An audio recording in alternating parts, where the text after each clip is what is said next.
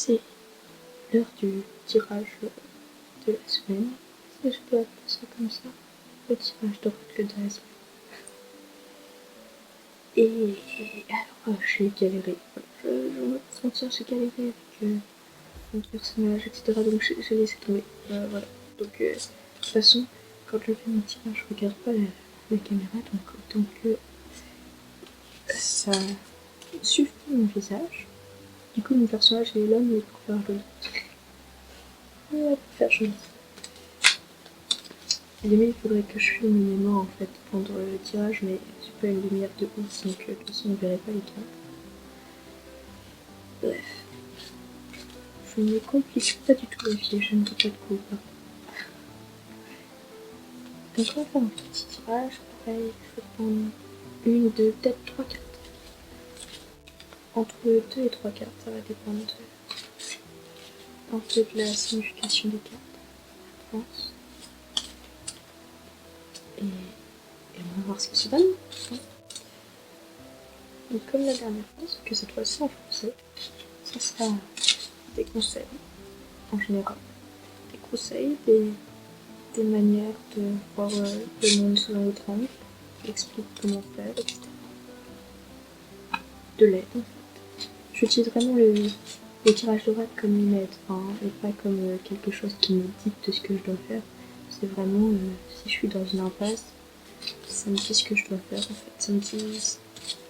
Ça me conseille. Ça me dit ouais, tu pourrais potentiellement faire ça, ça pourrait aider. Mais sans m'obliger en disant oh là là, il faut forcément que tu fasses ça, etc. Déjà, il y a une carte qui a sauté. Et une carte douteuse, ça veut dire qu'elle a un message. Et donc, c'est rituel et offrande. Wow. Deuxième carte qui saute.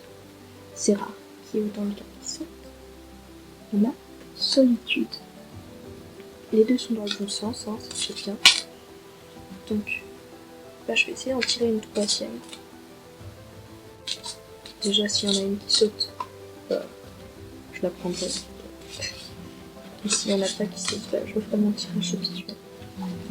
Donc, en général, dans le premier tirage, je mélange en fait. S'il y en a qui.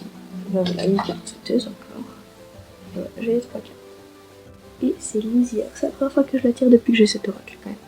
Voilà, oui, du coup, en général, je mélange. Et si j'ai pas trop de cartes sauteuses, en fait, je prends mon paquet que je vais séparer en deux. Ça fait donc 2 petits paquets à peu près égaux. Et après, je les remets l'un et l'autre. Enfin, l'un par-dessus l'autre, mais dans l'autre sens. C'est-à-dire que le paquet qui était en bas va se retrouver au-dessus. Et après, en fait, si je fais des tirages par jour, je vais tirer qu'une seule carte, la première qui est au-dessus. Et sinon, je prends en fait, oui, c'est ça, je prends la première qui est au-dessus et je remélange à chaque fois. Mais ça dépend vraiment du tirage et des gens en fait. Il y a certaines personnes qui préfèrent d'autres tirages, donc je fais des tirages en fonction des gens. Donc, les 3 sont dans le bon sens, donc il n'y a pas de blocage, ça c'est l'avantage. Enfin, l'avantage, pas forcément, mais. Cette carte parle du coup.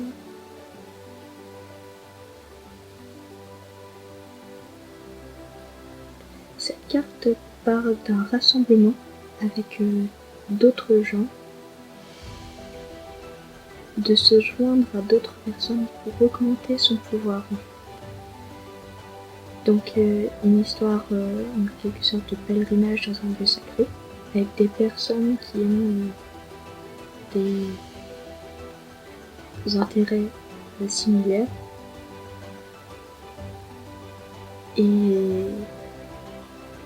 Et vraiment un lieu du coup sacré, un lieu passerelle en fait entre les deux mondes, donc entre le monde visible et le monde spirituel, si on peut dire comme ça.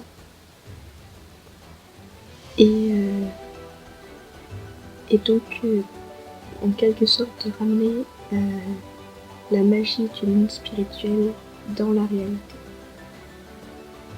On peut faire la carte oblige pas à faire ça avec quelqu'un d'autre, ça peut être seul. Et c'est pas obligé d'aller directement dans un lieu sacré du style une église ou quoi que ce soit, mais ça peut être simplement allumer une bougie par exemple, faire un vœu, faire de la méditation. Ça peut être visiter une forêt ou une source sacrée, donc un lieu ancien. Et faire une sorte d'offrande. C'est pas forcément une offrande physique, ça peut être une offrande spirituelle. Je parlais de méditation tout à l'heure, par exemple. C'est une offrande de pensée en quelque sorte. Pensée négative ou positive. Et faire disparaître les frontières entre le monde spirituel et le monde réel en fait.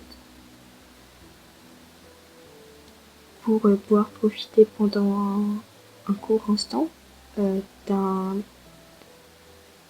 temps hors du temps en fait. D'un instant hors du temps. Et vraiment que ce soit un moment rempli de respect et de paix. Et donc vraiment de faire disparaître en fait son identité personnelle pour laisser le monde spirituel nous envoyer des messages.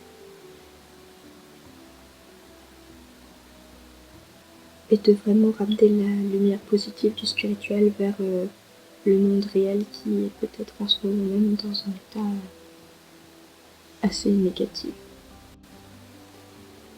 Donc ça c'était pour la carte rituel et offrande. C'est déjà beaucoup. Ensuite on a solitude. Alors solitude ça peut paraître négatif, mais ça l'est pas tant que ça. Ça l'est pas toujours. J'ai jamais eu de réelle carte négative en fait avec ce paquet. Je l'aime beaucoup ce paquet. On a donc une histoire de malentendu qui crée une profonde tristesse, donc vraiment un lien avec d'autres personnes et une mauvaise communication. En général, ça peut créer des malentendus entre les différentes personnes. Mais il faut aussi se rappeler que ça dure qu'un certain temps. Et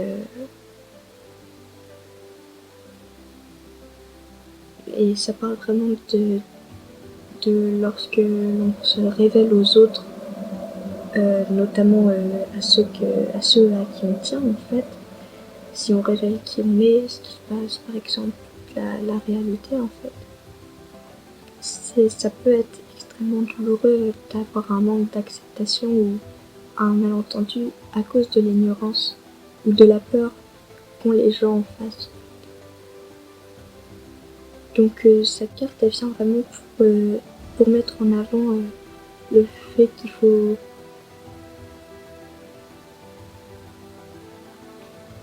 pour en fait tenter de révéler qui vous êtes, mettre en avant qui vous êtes vous-même, ce qui se passe à l'intérieur de vous. Et c'est vraiment un moment où il y a un profond sentiment de rejet et d'abandon, ce qui est en général peu agréable.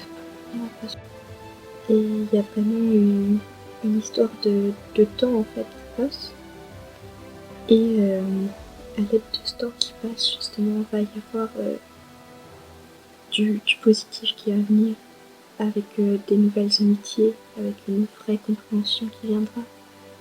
Et le fait qu'il y ait une séparation dans le passé due à de l'incompréhension, en fait, même si elle a été extrêmement douloureuse, c'était une bénédiction, quelque chose de positif. Et donc c'est vraiment un moment où vous avez besoin d'espace, de temps pour vous découvrir et vraiment devenir qui vous êtes, vraiment, sans avoir sur le dos de l'incompréhension et du mal-être à cause des autres. En fait. Vraiment se séparer de situations compliquées, de gens avec qui ça marche pas, pour se chercher. Et après on a la troisième carte, donc l'isière. C'est la première fois que je dis cette carte. Ça parle d'un changement positif, de clôturer une phase de sa vie pour pénétrer dans de nouvelles aventures, donc comme on dit, de tourner la page. Et même si c'est un moment où on peut hésiter et douter, c'est parce qu'il y a forcément du doute quand on change d'un coup, c'est vraiment bénéfique en fait. Et c'est nécessaire, en quelque sorte, de couper les ponts avec le passé sans l'oublier, hein. Vraiment de juste se rendre compte que c'est le passé maintenant et que on avance vers une nouvelle étape. Et donc, ouais, du changement et, et que tout ce qui était dans le passé, ça perd vraiment sa vie et ça commence à disparaître. Et la nouvelle étape, c'est neuf, c'est vivant. Et, et ça va vous enrichir en fait. Et vraiment d'apprécier, réussir à apprécier le passé, positif comme négatif, tout ce qui s'est passé dans le passé en fait.